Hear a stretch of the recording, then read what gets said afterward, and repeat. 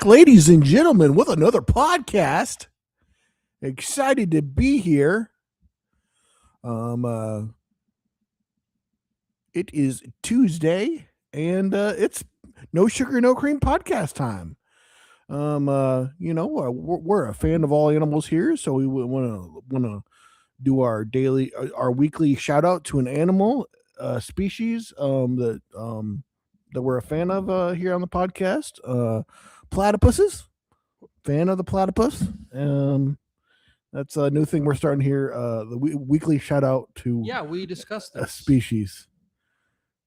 Well, why are you rolling your eyes at me, Tim? This was your idea. Don't paint me with that. Tim. I would never paint you without consent, and I would paint you violet. That would be a lovely color on you, Tim. But yes, platypus. Big fan of the platypus. You ever seen a platypus before, Tim? They're an interesting creature. This podcast is going well. Check. Started from the bottom. Now we're an inch from the bottom. We're just moving and grooving. It is what we do live, of course, on Facebook, Instagram, and YouTube. And we're excited to be here. You can see by the enthusiasm on my face and by the fake smile that Tim has right now. Woo! All right. Technical issues cleared. Tim is all over it as usual. Tim Listens Productions is live and well and thriving, and staying busy as always with his music. Newest thing in the news is all Americans can breathe a sigh of relief. With me, we can now stop pretending to be fans of soccer. The U.S. is now officially out. We lost, so we can all, of course, we can, enjoy the rest of the World Cup. Those who want to, but we're out. Bummer, Soccer. See you in 4 years. Can't wait. No, I think counting down the years. You're inaccurate, sir. I really do believe there's some fans of World Cup soccer now. For sure. Believe that for sure. It's been great. We created a bunch of soccer fans. We created a bunch of fans of America. That's exciting. I get a kick of all these videos. Oh my gosh, there's a man crying, just talking about how much he was appreciated. The gentleman gave him a ride home, and they just did some little acts of kindness for people, and just people finding out that America, we're not that bad, and it's everybody's having a good time for the most part. Ring a bell, ring a bell. But especially the teams are winning. They're in Sweet 16. I was just watching one game. It was 0-0, and it was Switzerland and Colombia. So not exciting. 0-0, of course, and it's about to go to overtime. And we're once again, the 0-0 will continue for another 30 minutes probably until you get the exciting part, which is, and that was probably one of my most thrilling things of this so far. During the I'm making fun of it all, but I'm going to still be watching.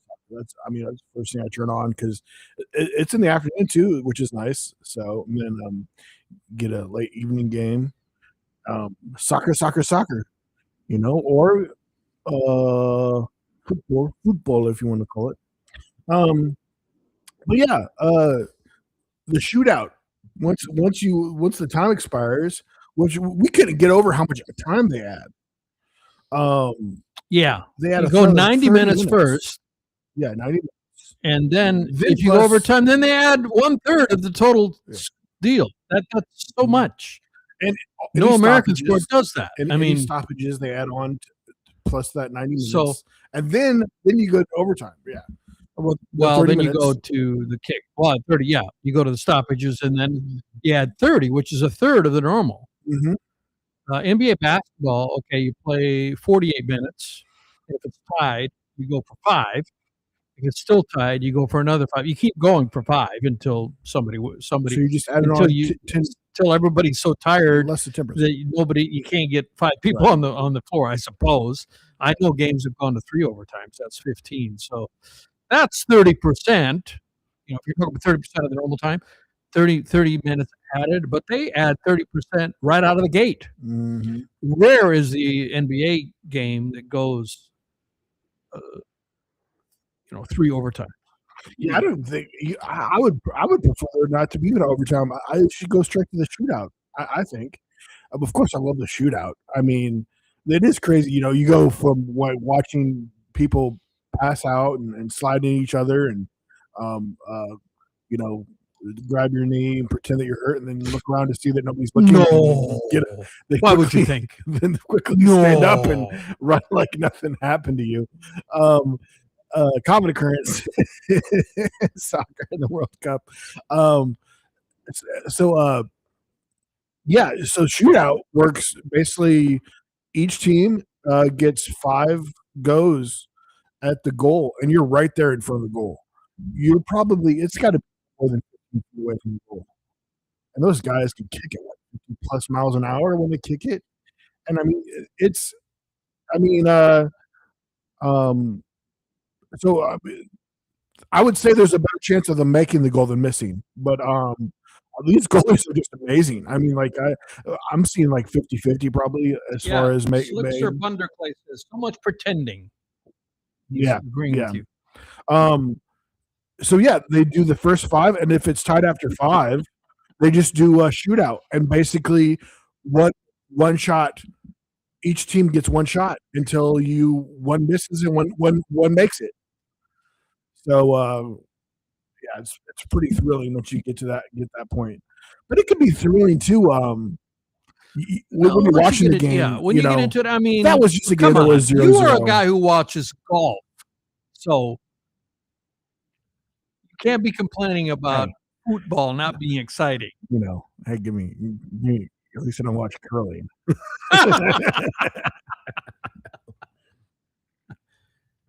Do you watch fishing? No, I don't There are watch people that fishing. watch fishing, competitive fishing. I don't watch fishing. Yeah. Yeah, what is the boringest sport to watch? What is the boringest sport to watch? If you have an idea, come. And what is the boringest sport? Fishing, You I gotta would think believe it would is be pretty something boring. like chess, but man, chess is so popular, and I mean, I love chess too. If you understand it, it's intriguing. It It's is intriguing to watch. Yeah, and they go so fast at the pro level. Move, toop, move, toop. I mean, they hit that button so fast. Yeah, I gotta start bringing a chessboard on cruises. I ran into somebody on one of the Carnival cruises, and he was with his family, and we sat down to play. Me and the dad. So and all his kids are around, which is cute. But so I had to crush him. They found out that day that their dad wasn't a superhero.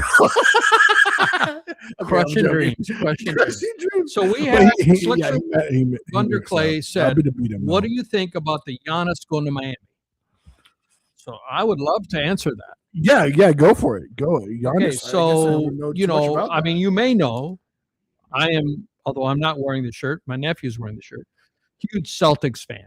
I have been since the Larry Bird days. Hence the Larry Bird little statuette there. And because I used to go see him at the old Garden when you could get tickets, day of game, obstructed view tickets for $5, based on my memory. I should verify that actually was the case. And then about halftime music and move down. Anyway, the Celtics wanted to get Giannis apparently, and we were going to trade Jaylen Brown. And Jason Tatum has been my favorite current player. I have the Jason Tatum figurine, but I love Jaylen Brown as well. And it was unbelievable to me that we were offering Jaylen Brown plus 2 first picks apparently for Giannis. And I got to be honest, I was relieved when we didn't get him because, yes, he's a two-time MVP, one of the greatest players in the NBA when healthy.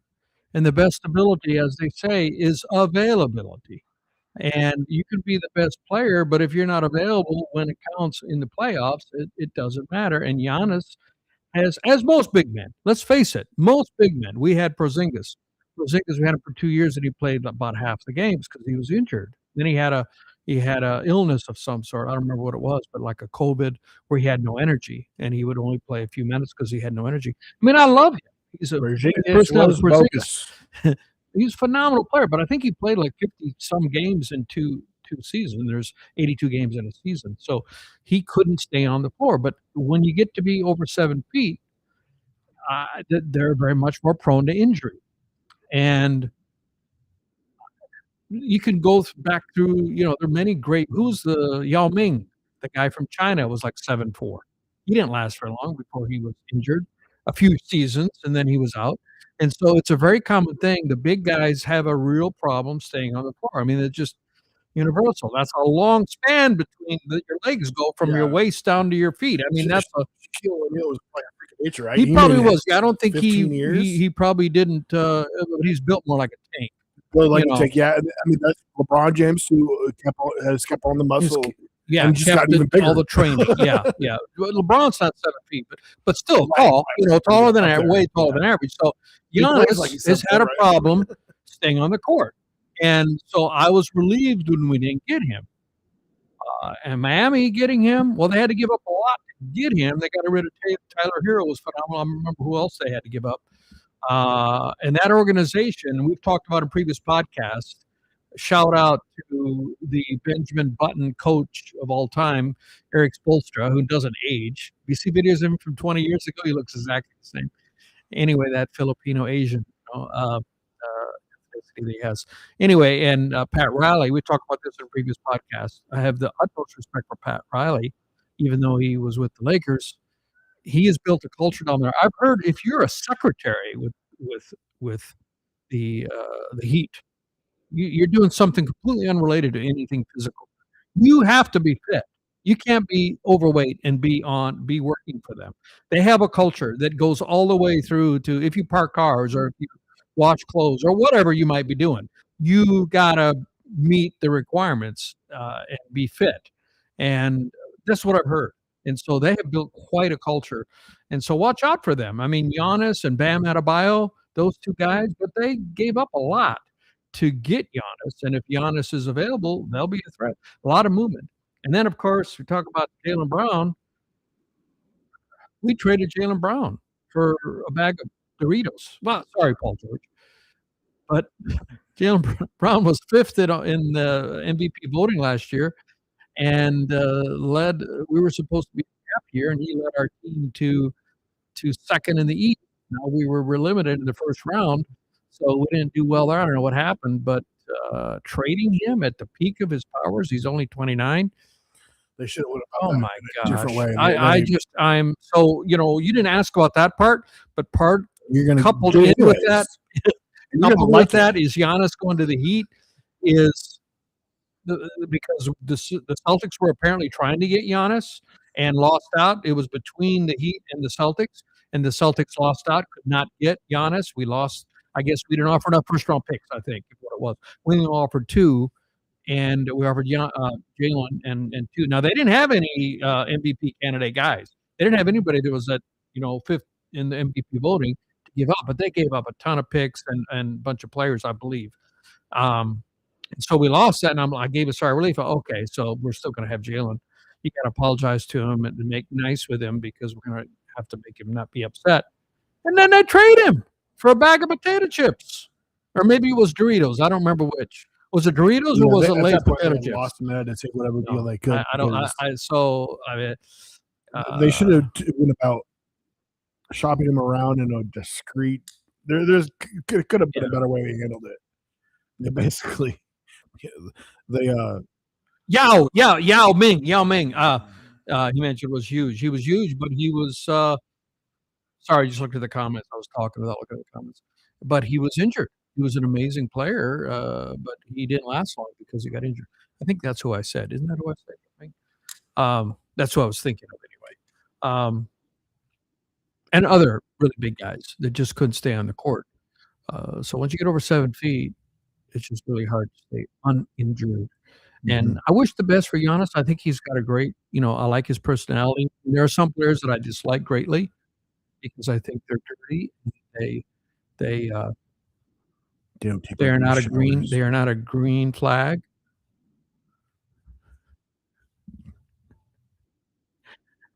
You know who I'm talking about? He even did a commercial where he was on the naughty list, Draymond Green. I do not like Draymond Green, but most players I like and applaud. And I did not like the bad guy from the Detroit Pistons, Bill Laimbeer. I could not stand that guy. I thought he was so dirty. So there's some players I don't like, but like Giannis seems like a great stand-up guy. I wish him the best. I wish him the in the Heat. Who Unless knows? they're playing against the Celtics, Unless, and of then course, they gotta unless they're playing against lose. Celtics, I root against them. But uh, so that was is that going to go down as one of the worst trades in recent history that we traded Jalen Brown for a bag of Doritos? I don't know. I guess time will tell. They said the advanced stats he was better off the court than on the court. So how do you know, you got advanced stats, but meanwhile he was fifth in MVP voting, and he won Eastern Conference Finals MVP, and when we won the championship in '24, he won the Finals MVP. But yet he's better off the court than on the court. So basically, does that mean that they're being scored on a lot when he's on the court? Is that probably Well, his usage was high, and he did tend to turn the ball over. His turnover to assist ratio was not good, and he also hogs the ball. Um, so I don't know. I am so sad to see him go at the prime. I mean, he seemed like a very receptive guy. I mean, what if you say to him, say, "Hey, you got to change your play." He seemed like he'd be willing to do that. Now he's playing for the Sixers, who are in our division, and they're going to be so good. If Embiid is healthy, another guy that can't stay healthy, watch out because they got Edgecombe. That guy's just getting started. I think it's only his second year or first year. That guy's amazing. Tyrese Maxey and Jalen Brown, all three on the same team, and Embiid when he's healthy. Watch out! Again, going to the finals probably if Embiid is healthy. So smart thing to do is trade him to the other conference. yes, you don't trade him to your own division. If you're going to trade him to the Eastern Conference, trade him to another division. But the Sixers are in our division. I don't know. But what it is the new CBA, the collective bargaining agreement. I think maybe the Celtics are, and maybe they're a genius. Some have said that Brad Stevens is a genius. He doesn't look like a genius right now, but I think people are realizing that if you have two max contract guys on your roster, each max contract guys by definition can have 37% or 35 to 37% of your salary of your cap. You have two max guys. That's 75%. So you have 15 people on your roster. That means that two of the 15 are making 75%. You ain't got nothing left over to support them. And two guys are not going to win a championship. You got to have supporting. Every championship, it's the sporting players that push you over the line. I mean, the Knicks just won. Robinson, who now is on the Celtics, thank God, he made some key. He was a force to be reckoned with against Wemby. He just exhausted Wemby. He's a defensive terror. He can't hit a free throw to save his life, but rebounding, he made some incredible rebounds down the stretch. And without him, it would have been a lot tougher because they wouldn't have had that defense on Wemby. No, but he's never in an all-star conversation, but that's supporting players. So back to my point, uh, you got to have more than two players, and you can't paying 75% to. My computer just. I got to make sure we're still on here. My computer just went to sleep. I hope we're still broadcasting. Take over, Seth, and fill in. Well, yeah, I was just going to ask you a question here in a second. Of course, LeBron James is going back to the Lakers. We're all good. We're all good. LeBron James is going back to the Rodman. Lakers. I loved Rodman. He asked me about Rodman. Rodman was weird, but man, that guy could rebound like a vacuum cleaner. I did not mind him. I did not mind Rodman. He's weird, but I did not mind him. This was a hot take. Yes, I'm not sure what I said that you're responding to. Sorry about my hot take, but yeah, I've been given hot takes. I will own that. He did a clever thing too, where like who are we talking about? Rodman. Oh, Rodman. Oh, he would do a thing where you have your arm, and he would interlock his arm, and then make it look like you're trying to grab his arm. He would pull out his arm and do it in a way where a ref would see, and people would get fouls called on them, thinking that they're fouling Dennis, but he was doing an illusion. It was crazy. They caught on to it, but it still would work every once in a while. But it was hilarious. He literally do a little hand thing where, like, so your hand's like this, and you come up, like, put your hand out. Yes. So I'm pulling my hand out to see it, and to make it look like that you defending me, grabbing my arm. But it's the other player that's doing. Yeah, there's an example. Maybe you were saying that Rodman. I mean, is this sacrilege? Is this sacrilege? What I'm going to say? But would Michael Jordan have won 6 championships without the supporting players like Rodman? Rodman helped him get 3. Was it the last 3? I mean, I think that goes for everybody. Everybody needs supporting. You need supporting. So that's back to my point. You can't have 75% of your payroll wrapped up in 2 guys. I don't care who they are. Doesn't matter who they are. The 80s was exactly that. Shows you what it happens when there's just 1 or 2 really, really good players. You can't make it. Jordan never had any supporting cast until the 90s. And so either Brad Stevens is ahead of the game and realizing we can't have these 2 max contract guys, Jason Tatum and Jaylen Brown. We got to get rid of them. And based on the advanced stats, Jaylen Brown is worse than Tatum. And the on-off stats, Tatum's advanced stats in that regard is much better than Brown's. When he's on the court, he makes everybody better. Now, that's what they say the advanced stats stay. And so was he smart enough to see that and say, we got to get rid of him now? I don't know. Or it was a blunder and we really messed up and we're never going to get a championship again for my life. I don't know. The world would never know. Next weather, Celtics. Him. Oh, Celtics. We have a request for a completely different subject matter. Yes, I would love to. It's about my music. So, of course, you're like that. I'm going to say, as long as it's not so. Yeah, so the question is about my song Frequency. You have 2 minutes. Frequency is a song I wrote. Well, what was my... Yeah, so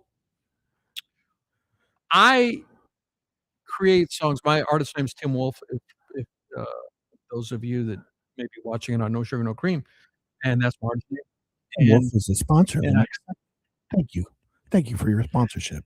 Yes, I am a sponsor of this podcast. Tim Wolf. And also a participant. I'm an owner-operator.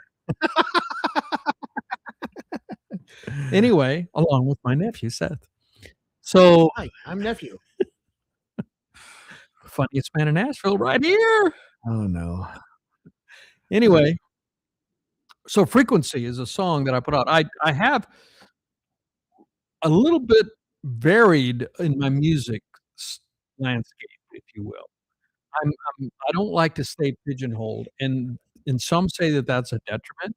Some music coaches say you need to identify. In fact, my vocal coach, she's kind of soul. She's got a beautiful voice. Well, she was my vocal coach. I stopped taking lessons just because I'd learned a lot, and you go through different phases in your life. Anyway, and she was telling me that she had a manager or a coach who was helping her, and said your music on Spotify is too broad, and so you need to narrow down so your sound is very identifiable, and and so she was removing songs from streaming that she'd put out already because it didn't meet the narrow definition of the music the manager was trying to tell her to do. And that is a line of thinking. And I don't fit that. I mean, I do a lot of bluesy songs. My album charted on the Billboard Blues charts last year. And then you have a song like Frequency, which was mentioned and asked about. That ain't a blues song. That's far away. That's a what I call sob songwriter song. And so I do these ballads. I have a number of them. Wishing Well is another one. There are angst-driven songs about heartbreak or loneliness, and I write those from my emotions. When I wrote Frequency, I had a relationship that had fallen apart, and I was devastated. I wrote that song from the deep emotions that I was feeling at that time. And anybody out there? Can anybody hear me? I'm sending out signals, but nobody's receiving them. The first verse talks about it's getting dark and I'm running out of time. And as you get older, you think, well, when you're in your 20s, at least I did, I thought I got forever to find my mate. When I get a little bit older and you realize, hey, you don't have forever. And so, that song, to answer your question, was very honest and deep to what I was experiencing and feeling at the time. And I wrote it on piano, which is, I'm probably whatever musical skills I have, people will tend to say, "Well, the guitar playing is what you're known for." I mean, not that I'm not whatever skills I have in musically, guitar is probably the highest one. But I also play piano sometimes, and when I write on piano, the songs are different for some reason. They have a different feel to them. So, there's a number of songs on my albums that are piano based. Not on this newest one. There's none of that. It's all kind of driven. There's no well, actually, there is a ballad on this new album coming out, but I'm trying to get him to do a cowbell based. Good luck.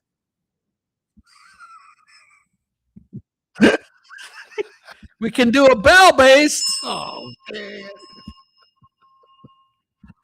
There goes the bell. We're gonna ring the bell. I'm not gonna say I need more bell. Cowbell? Or no, just bell. I like the cowbell. I don't know about the bell. I got a Where drum. did you get that from? That's from Japan. From Japan. Yeah, I used to live in Japan. Let's Have a deep connection with Japan. Deep connection. Yeah. But I haven't been there in a couple of decades. I had once had quite excellent skills in speaking the language. I negotiated six-figure contracts with people that didn't speak English, only spoke Japanese. And now it's disappeared pretty much with the disuse. But I fantasize about going back there and picking it up again. I know we got to go sometime. But most I've done is a layover. I was excited about that.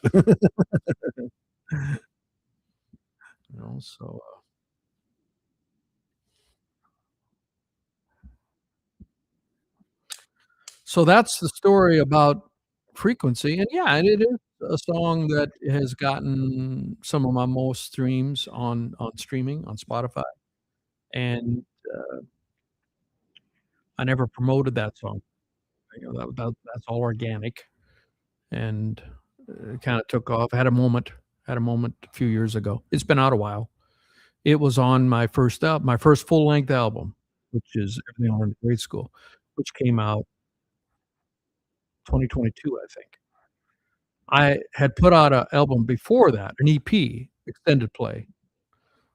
Those of you that may not know, extended play is not a full album. And then what's the difference between what are the number of songs between extended play and a full album is a little bit nebulous, but the EP had 6 songs, and that's not quite enough really for usually, unless they're really long songs, to be an album. So that was considered an EP. And I produced it myself. I mixed it and did the whole thing.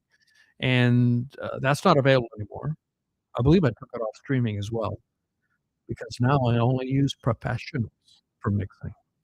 Anyway, like more also there's about music. Check out YouTube. There's some wonderful Walter Wimble interviews. Remember, asking the questions we all want to know.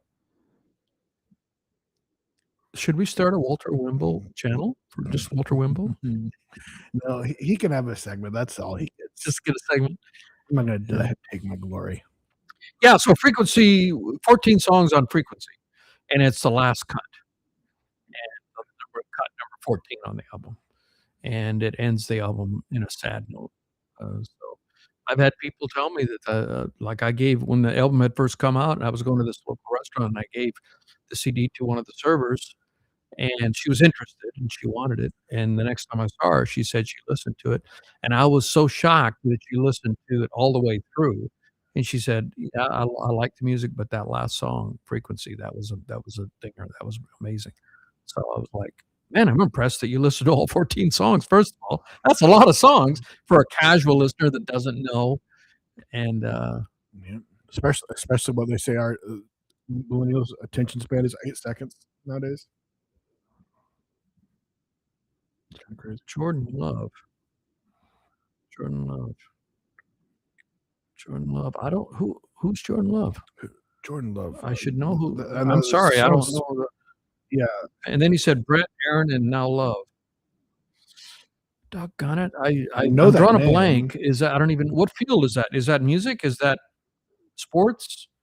What is Jordan Love? Quarterback. Jordan Love. Oh, this will be your department. What's going on with Jordan Love? This is your department, Seth. You're the. What, they asked something? Oh, this has got to be the Packers. So Brett, Aaron, and then Love. Oh, Packers, yeah.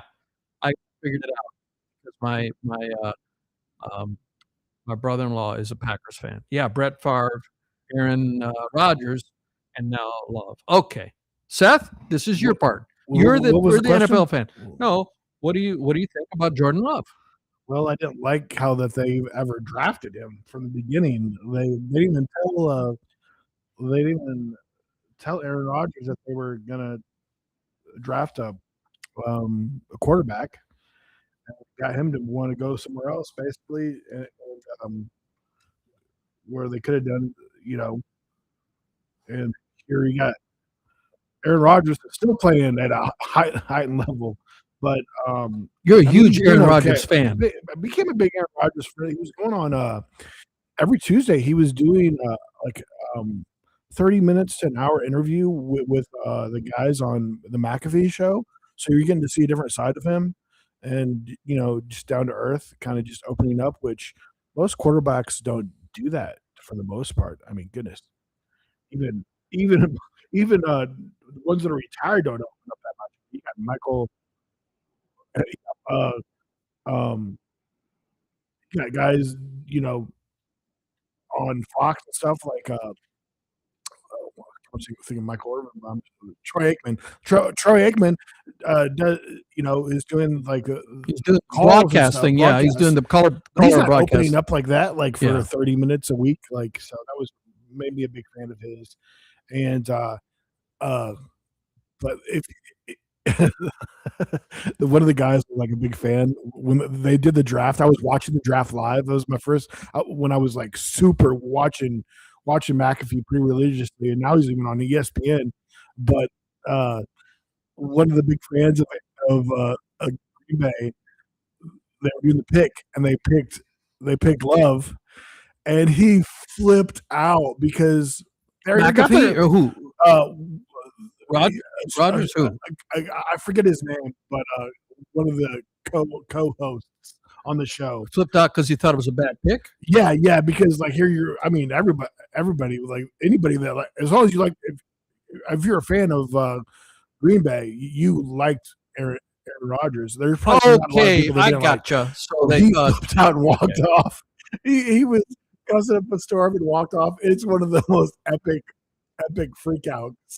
And that's when Aaron Rodgers found out too that they were drafting somebody, not drafting somebody to support him or anything. And here now, it's 3 years later. Even after his injury, he's in his 40s, early 40s now. Is he signed for next year? Yeah, he's going to play with his old coach that he won a Super Bowl with. He's back. He's with Steelers once again, which they fired the old coach, which I didn't get that. but they brought back his old Green Bay's coach from back in the day, and they're teaming back up. And so I got to make it. I've never seen Aaron Rodgers play live, so I've been putting that off. But which you know, he was. It's amazing. I mean, he's basically. I mean, I think Tom Brady has a big part of it because he's seen how Tom Brady was able to play in his later 40s like he was. Like I could do that, staying healthy and all that. Yeah, mindset is the number one thing. No matter the limitations we put out in front of ourselves, mindset is no matter what the field. If you don't think you can't do it, if you think you can't do it, you're probably right. Yeah. If you can do it, that doesn't mean you can, but you possibly can. But if you think you can't do it, you're right. You can't. Yeah.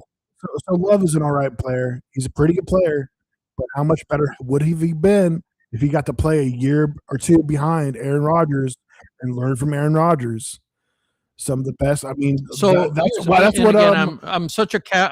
you're you're much better NFL fan than I am. Oh, you pulled me into it, and I pulled you into NBA, so we've influenced each other. Yeah. I mean, I watch the games with you now, and I never used to watch the games, and I watch, some McAfee and some of that. But so, tell me now, why was it so bad to draft? I mean, that used to be back in the day, anyway. Remember when I read right guard? Who's the guy that wrote a book called Right Guard played for the Packers, actually, from the '60s. Who was the guy who played right guard and wrote the book called, forgot what it was called, but it was a big bestseller. And I think it was for the Packers. And he said back then, it takes 5 years before a quarterback can be a starter in the NFL. Now, that was 50 years ago, 70 years ago. Things have changed. But you can't expect to draft a player, although it has happened, in their first year be starting, right? Why would that? Why was that so? More often. It happens a lot more often now. So a couple reasons why that they went about it the right way. Now you're right. It would be completely fine for them to draft somebody when they already got a quarterback. First off, they didn't tell him at all that they were drafting. There was no communication with Aaron Rodgers that they were drafting. So they could have communicated that and be like, "Hey, we really want to, you're getting up. They're up in age. We want to have somebody come under your wing. You're not losing your position or anything." Basically, they just drafted this guy. Didn't tell Aaron at all. Another reason would be that they didn't. That there's a number of other positions that are needed. If they want to win the Super Bowl, they could have used some receivers, maybe some linemen. There was a number of other needs if they really wanted to pursue a Super Bowl. Okay, the book coincidentally happens to be he was a Packer, played offensive lineman, Jerry Kramer, still alive. I just Googled it. He wrote a book called Instant Replay, which was a bestseller, which talked about it, basically a diary of the 1967 season. And I read that book, and I remember that he talked about, it takes 5 years, but that was in the '60s. Mm-hmm. Things are different now. Yeah. So, and college football has gotten so much better, so. Yeah. Yeah. But yeah, it's a big deal if you can. I mean, goodness, Aaron Rodgers got to learn behind Brett Favre for at least a couple of years, I think. Yeah. I mean, I like Brett Favre. He asked what we thought of Brett Favre. He was really a gun. He was a gun. I mean, because my brother-in-law, I wonder if my brother-in-law still was from Wisconsin and was a huge Green Bay fan. We would have to watch the game, and that's when they were in the mix all the time. I don't think they've been in the mix much recently, have they? The Green Bay Packers. I mean, because again, I don't see them mentioned. Did they make it to the playoffs last year? Anyway, and we used to watch, but Brett Favre, and then who did he play for? He left and played for somebody else. And I remember watching his games. They were always exciting. First with the Jets. But he would do stuff that would be – he would take some – Vikings, that's right. Which was a big deal. Which was a big deal because Vikings and Packers can't stand each other. Right. And I was from South Dakota, of course, and most of South Dakotans are the closest team. There's no football team in South Dakota, but Minnesota's next door. So most NFL fans, they're all Minnesota fans, Vikings fans, and Arkansas. We had a little bit of a pick. If you're further up north, it made sense. Kansas City, shoot further down south, like Hot Springs and below, Little Rock, Dallas Cowboys. I'll never forget. Talk about this. I'm embarrassed by this, but this is funny. So I was playing in a band, and there were three of us, and we're playing. It was a street event in Sioux Falls, South Dakota, and we're playing in a kind of a right downtown. It was a little like a park, not really a park, but it had cobblestones, and there wasn't a stage. We were just on the pavement there, and people are walking around, and they had a big motorcycle parade and other parades, but that wasn't going on when we were playing. And we're playing there, and this guy comes up, and he stands like right in front of me, and he's obviously inebriated, and he says, "What about those twins?" And I was so naive. I didn't realize he was talking about the Minnesota Twins, and I'm thinking that's apropos to nothing. And in my mind, and I'm singing now. I'm singing and playing. In my mind, I'm thinking, we don't look alike. None of our band members are twins, and we don't even look like twins. What the heck are you even talking about? And it really kind of interrupted my playing. I have to admit, I was trying to process this. I'm singing and playing at the same time, and I'm trying to think, what's he talking about, twins? Well, at the song ending, and I look over the bass player, he's wearing a Minnesota Twins hat. And that's what the drunk guy was referring to. What about those twins? Well, it would have been awkward if there was twins in front of him. I'm like, excuse me, sir? No, twins. It's like, you ever see the silly skits where man, nice jugs, and he's walking up, and his friend has a jug behind him, or melons or whatever.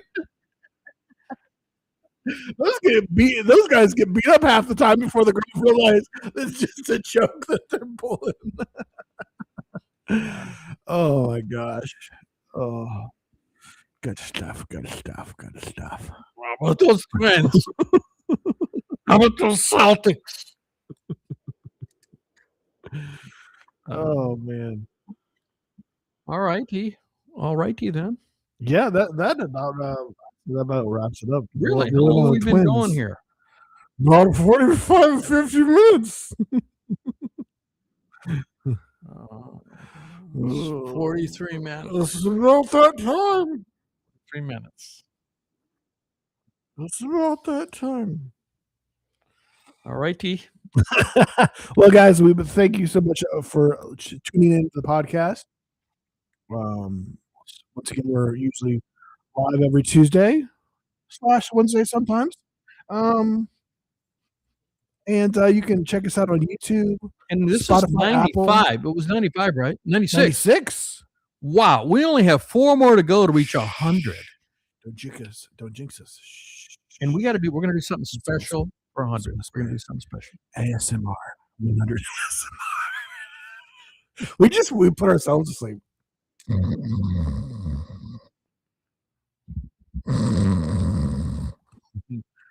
The 100th episode, we're going to take a nap. I mean, this is pretty amazing. I got to say, 100 episodes, man. We're closing in. Amazing. Closing in. You know? Closing in. And most podcasts fail. We talked about this a few podcasts ago. Most podcasts don't make it past 7. And then of the ones that make it past 7, don't make it past 20. 90, like by the time from the fall off is like, there's only like less than 5% going after 20. And here we are closing in on 100. And we're just getting started. We'll be at 777 before you know it. In about 10 years.